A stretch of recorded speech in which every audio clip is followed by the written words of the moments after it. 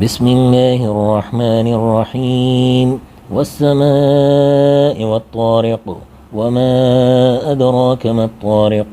النجم الثاقب إن كل نفس لما عليها حافظ فلينظر الإنسان مما خلق من ماء دافق يخرج من بين الصلب والترائب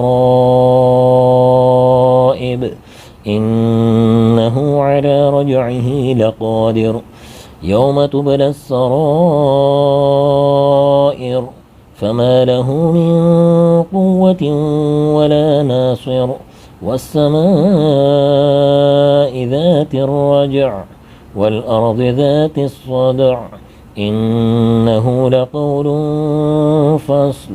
وما هو بالهزل إنهم يكيدون كيدا وأكيد كيدا فمهل الكافرين أمهلهم رويدا.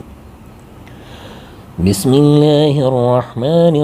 الرحيم سبح اسم ربك الأعلى الذي خلق فسوى والذي قدر فهدى والذي أخرج المرعى فجعله غثاء أحوى سنقرئك فلا تنسى إلا ما شاء الله إنه يعلم الجهر وما يخفى ونيسرك لليسرى فذكر إن نفعت الذكرى سيذكر من يخشى ويتجنبها الأشقى الذي يصلى النار الكبرى ثم لا يموت فيها ولا يحيا قد أفلح من تزكى وذكر اسم ربه فصلى بل تؤثرون الحياة الدنيا والآخرة خير وأبقى إن هذا لفي الصحف الأولى صحف إبراهيم وموسى. بسم الله الرحمن الرحيم هل أتاك حديث الغاشية وجوه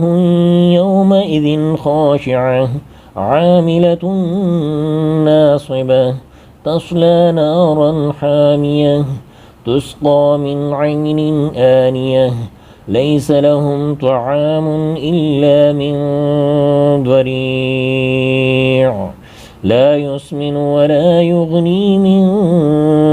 جوع وجوه